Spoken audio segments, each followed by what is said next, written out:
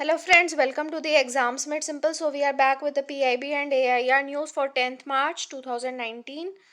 और सबसे पहले क्वेश्चंस देख लेते हैं आज के. So first is what is चमेली देवी जैन अवार्ड गिवन फॉर. अभी दिया गया है, किसको दिया गया है ये भी आप बता सकते हो. Second is what is innocenti declaration of 1990, ये किस चीज़ से रिलेटेड है. Third is who was known as Periyar. तो जो हमारी बिफोर इंडिपेंडेंस की जो हमारी हिस्ट्री होती है उसमें ये नाम आप आता है, आपने पढ़ा होगा. पेरियार किसको कहा जाता है and what was the self respect movement. Fourth question is what is साथी इनिशिएटिव. एक ही इनिशिएटिव था जो दो मिनिस्ट्रीज का मिलके एक ये था इनिशिएटिव. ये क्या चीज़ से रिलेटेड है और कौन सी मिनिस्ट्रीज साथ में आई हैं साथी इनिशिएटिव के लिए. Okay, so these are the questions, please try to answer them. और आप जितना ज़्यादा गूगल करके दूसरे का वेट ना करके आप खुद से ढूंढोगे तो आपको खुद को याद भी रहेगा हमेशा के लिए. Okay, now let's come to the news today. तो सबसे पहली बात, लोकसभा इलेक्शन का स्केड्यूल डिक्लेयर हो गया है. अभी शाम को ही डिक्लेयर किया है हमारे चीफ इलेक्शन कमिश्नर ने. कौन है? सुनील अरोड़ा जी, उन्होंने डिक्लेयर किया है. और साथ में मॉडल कोड 7 फेजेस में इलेक्शन होगा. 11 अप्रैल से लेके मई 19 तक और 23 मई को रिजल्ट्स आ जाएंगे, काउंटिंग होगी. अब मॉडल कोड ऑफ कंडक्ट जो है वो फोर्स में आ गया है and it lays down a list of dos and don'ts for the political parties ahead of elections. तो पॉलिटिकल पार्टीज के लिए list of dos and don'ts यानी कि क्या उनको करना चाहिए और क्या नहीं करना चाहिए, इसकी लिस्ट. ठीक है, और ये जो कोड है ये गवर्नमेंट को बार करता है फ्रॉम अनाउंसिंग पॉलिसी डिसीजंस. तो नई पॉलिसीज, नई स्कीम्स, अब ये सब आप नहीं कर सकते. अब ये किसान सम्मान निधि वगैरह पे इनको अब पॉज लगाना पड़ेगा. ओके, अब मॉडल कोड ऑफ कंडक्ट की बात चल रही है तो पढ़ते हैं. तो इलेक्शन कमीशन का ही होता है ये प्रोडक्ट, और ये एक सेट ऑफ गाइडलाइंस है. ठीक है, और ये किसके लिए रहती है? पॉलिटिकल पार्टीज और कैंडिडेट्स के लिए रहती हैं इलेक्शंस के पहले. अब इसमें क्या क्या, इन रूल्स में क्या क्या आता है? तो they range from issues related to speeches. तो कई सारे इस पे इश्यूज रहते हैं, तो उनकी speeches, polling day, polling booths, portfolios और इलेक्शन मैनिफेस्टो का कंटेंट, इन सब से रिलेटेड रूल्स रहते हैं. प्रोसेशंस, जनरल कंडक्ट, ये सब का कारण क्या है? Main model code of conduct का, आचार संहिता का कारण क्या है? वो है फ्री और फेयर इलेक्शंस कंडक्ट करना. ठीक है, तो हम जैसे आए दिन नॉर्मली बात करते बोलते हैं कि आचार संहिता लगी है कि नहीं लगी है या अब लग गई कुछ भी, तो आपको एक इनका मीनिंग पता होना चाहिए कि बेसिकली क्या है and it is a part of your polity. Okay, अब इसके बारे में थोड़ा हिस्ट्री भी देख लेते हैं. तो मॉडल कोड ऑफ कंडक्ट जो है इसका एक जो पहला वर्जन असेंबली इलेक्शंस में आया था. कहाँ के? केरला के स्टेट असेंबली इलेक्शंस हुए थे 1990 में, तब पहली बार इंट्रोड्यूस किया गया था. और जब सारी पार्टीज के इलेक्शंस फिर जब 1962 में हुए थे तो उस टाइम पे इसको फॉलो किया गया था और आगे के इलेक्शंस में इसको फॉलो करते आ रहे हैं. अब 1979 में इलेक्शन कमीशन ने एक सेक्शन ये डाला था कि जो पार्टी इन पावर है, यानी कि जो रूलिंग पार्टी है, ठीक है, उसको रेगुलेट करने के लिए ये सेक्शन डाला था and prevented from gaining an unfair advantage at the time of elections. वो कोई अनफेयर एडवांटेज अपने क्योंकि वो सत्ता में है, क्योंकि वो रूलिंग है, तो उस चीज़ का वो एडवांटेज ना ले. ऑब्वियस ही बात है कि सरकार है तो मतलब उनके वैसे जो बाकी पूरा टाइम जो चलते रहते हैं मोटिव वगैरह, जो उनका पॉलिसीज़ रहती है वो ऐसी रहती हैं कि वो अपने आप को ज़्यादा, मतलब जो न्यूज़ वगैरह भी आप कई बार देखते होगे तो वो बायस्ड आपको लगती होंगी. ओके, तो अब जो है कि इनको मतलब ईसी रेगुलेट करता है एमसीसी के थ्रू, ताकि वो कुछ भी ऐसा अनफेयर एडवांटेज ना लें. ठीक है, तो अब इसमें एग्जाम्पल मैंने दिए हैं कि क्या क्या होता है. जैसे कि ट्रांसपोर्ट, गवर्नमेंट ट्रांसपोर्ट या मशीनरी का यूज़ नहीं कर सकती. जो रूलिंग पार्टी है वो कैंपेनिंग के लिए गवर्नमेंट ट्रांसपोर्ट या मशीनरी का यूज़ नहीं कर सकती.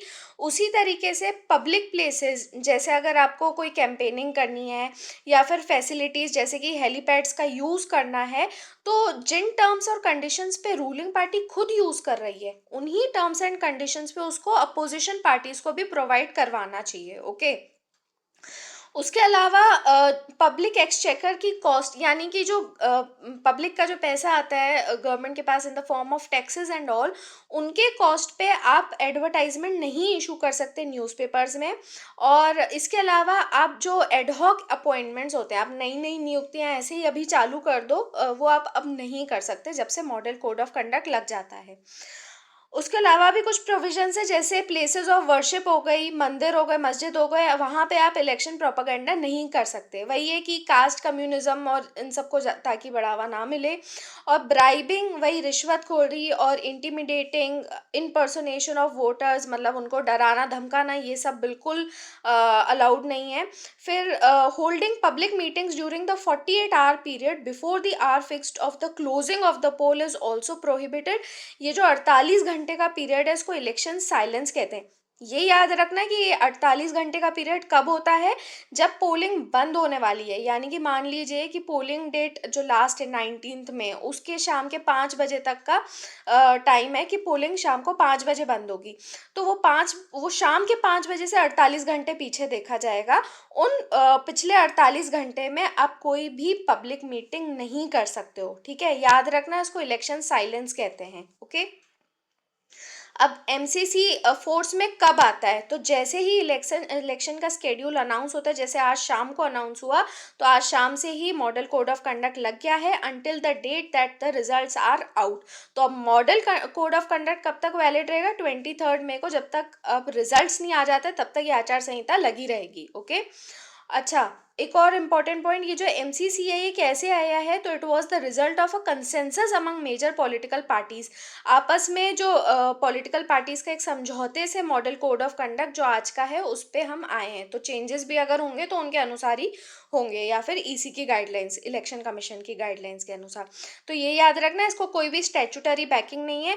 तो अब आप बोलो कि मॉडल कोड ऑफ कंडक्ट कोई तोड़ सकता है? हाँ, आप मतलब अगर ब्रीच करते हो तो वर्स कंडीशंस में इलेक्शन कमीशन मतलब आपके खिलाफ कुछ पेनल्टीज या कुछ इस तरीके के पिक्यूनरी मेजर जिसको कहना चाहिए वो उठा सकती है। बट मतलब ये पूरी तरीके से याद रखना वॉलंटरी है, इसका कोई भी स्टैट्यूटरी बैकिंग नहीं है और मॉरल कंसाइंस पे बेस्ड होता है ये। Okay. Now second news is that NCRB to celebrate its 34th inception day, यानी जब बना था। तो एनसीआरबी क्या है, नेशनल क्राइम रिकॉर्ड्स ब्यूरो। इस न्यूज़ में मैं आपको एनसीआरबी के बारे में ही बताऊंगी। नेशनल क्राइम रिकॉर्ड्स ब्यूरो जो है ये मिनिस्ट्री ऑफ होम अफेयर्स, गृह मंत्रालय का पार्ट है। 1986 में बना था और इसका पर्पस क्या है, इंडियन पुलिस को एम्पावर करना विथ इंफॉर्मेशन टेक्नोलॉजी, और इसके साथ में जो भी क्राइम का रिलेटेड डेटा होता है उसको कलेक्ट करना, उसको मेंटेन करना, फिर उसको एनालाइज करना। तो कल ही हम बात जैसे कर रहे थे बिग डेटा, डेटा एनालिसिस की, तो एनसीआर भी उसी तरीके से क्राइम के डेटा कलेक्ट करता है और इंडियन पुलिस को फिर एनालाइज करके देता है। इसके अलावा it facilitates investigating officers with updated IT tools and information in investigation of crimes. ठीक है। अब यहाँ पे और भी एनसीआरबी के बारे में दिया है। It make it clear, site पे आप इसको देख सकते हो। एनसीआरबी याद रखना, मैं आपको बस बता देती हूँ कि ये एक नोडल एजेंसी है कि डेटा जो है क्राइम, एक्सीडेंट, सुसाइड्स, इन सब से रिलेटेड ये डेटा लेती है। और इसके अलावा फिंगर प्रिंटिंग वाली जो वो रहते हैं मैटर्स रहते हैं, उनके लिए भी एनसीआरबी ही जिम्मेदार है, वही जो है वो नोडल एजेंसी है। ठीक है। और जो सीसीटीएनएस है यानी crime and criminal tracking network system जो है उसको भी इम्प्लीमेंट एनसीआरबी ही करती है। It may not be, the photo may not be clear, you can go and watch it on the website, पर आप मेरे वर्ड्स को गौर कीजिए, जो जो मैं आपको कीवर्ड्स एनसीआरबी से रिलेटेड बता रही हूँ। ठीक है। क्राइम, एक्सीडेंट, सुसाइड हो गए, फिंगर रिलेटेड मेजर्स हो गए, सीसीटीएनएस हो गया। अच्छा, सीसीटीएनएस जो है यानी कि crime and criminal tracking network system, ये नेशनल ई गवर्नेंस प्लान के तहत ही है।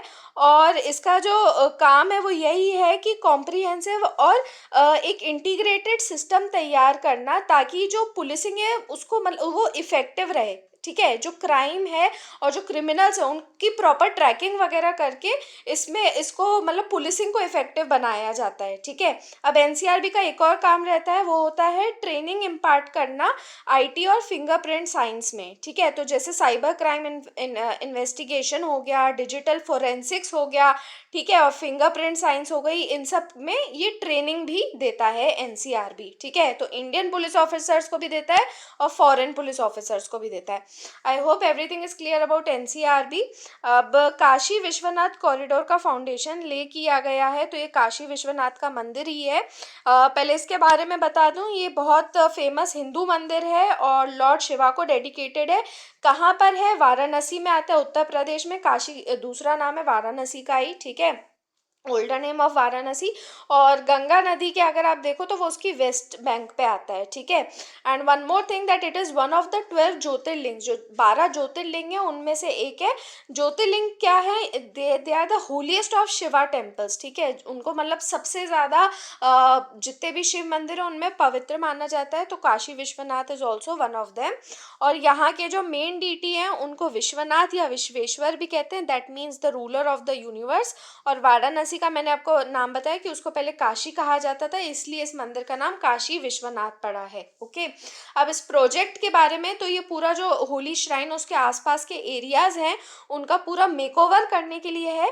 और याद रखना, इसके पहले काशी विश्वनाथ का ही जो मेकओवर किया गया था वो 1780 एडी में किया गया था। 1780 में, याद रखना, मराठा जो रानी थी अहिल्याबाई होलकर, कहाँ की थी ये? देवी अहिल्याबाई होलकर भी कहा जाता है, तो ये इंदौर की थी। और इन्होंने काशी विश्वनाथ मंदिर को इसके पहले रेनोवेट किया था और उसके बाद ये काम अभी किया जा रहा है, ठीक है। अब ये करेगा क्या ये कॉरिडोर? ये जो गंगा के मणिकर्णिका और ललिता घाट है उनको कनेक्ट कर देगा काशी विश्वनाथ ज्योतिर्लिंग मंदिर से। और ये क्यों किया जा रहा है? तो आपको पता है कि मतलब जैसे डिज़ास्टर्स और ये सब ज़्यादा होते हैं और स्टैम्पीड वगैरह होते हैं, लोग कुचल दिए जाते हैं, ज़्यादा भगदड़ मच जाती है कंजेशन की वजह से, तो इसीलिए ये सारे स्टेप्स अभी उठाए जा रहे हैं।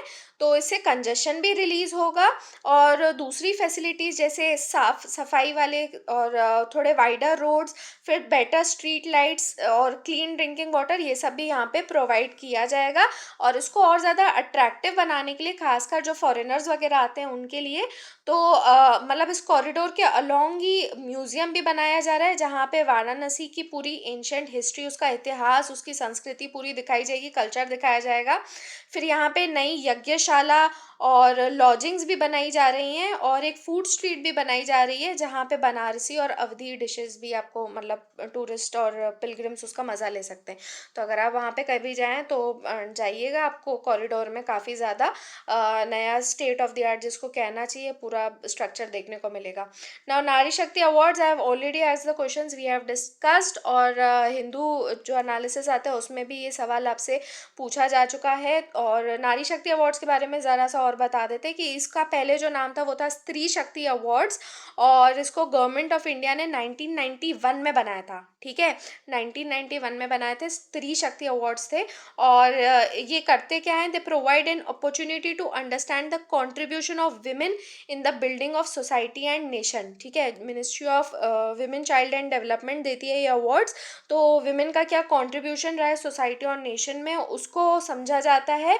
और जो ऐसी एमिनेंट विमेन हैं और इंस्टीट्यूशंस हैं, ठीक है, जो कि विमेन के कॉज के लिए अपनी सर्विस दे रहे हैं, खासकर वल्नरेबल और marginalised sections of the society की जो विमेन है, ठीक है, जो मतलब एक तरीके से कहना चाहिए जो बहुत ज़्यादा पिछड़ा हुआ जो वर्ग है उसमें जो विमेन के लिए अलग से सर्विस दी जाती है, ऐसी एमिनेंट विमेन और इंस्टीट्यूशंस को ये अवार्ड दिए जाते हैं। याद रखना, इंस्टीट्यूशंस को भी दिए जाते हैं और विमेन को भी दिए जाते हैं।